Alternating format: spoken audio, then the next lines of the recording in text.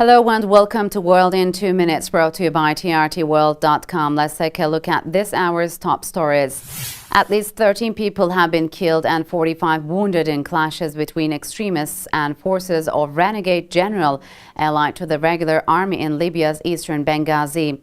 Forces, including members of Ansar al-Sharia, launched on Monday a new attempt to take the city's civilian and military airport held by forces of renegade General Khalifa Haftar and Army Special Forces. 13 former Bosnian Serb police and soldiers have been arrested by police on suspicion of carrying out killings of Bosnian Croats and Bosniaks in 1992. Several are suspected of taking part in a notorious paramilitary group, MICE. Others were said to have had prominent wartime roles in the police.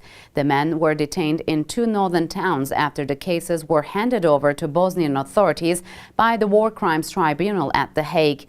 The tribunal is currently trying the war crimes cases of former Bosnian Serb Army Chief Ratko Mladic as well as ex-leader Radovan Karadzic.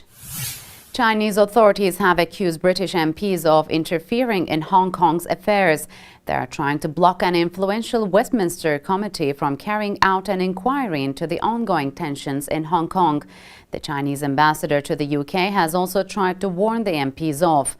It comes as thousands of activists in Hong Kong protest at Chinese government moves, which they say will limit democratic elections in the territory.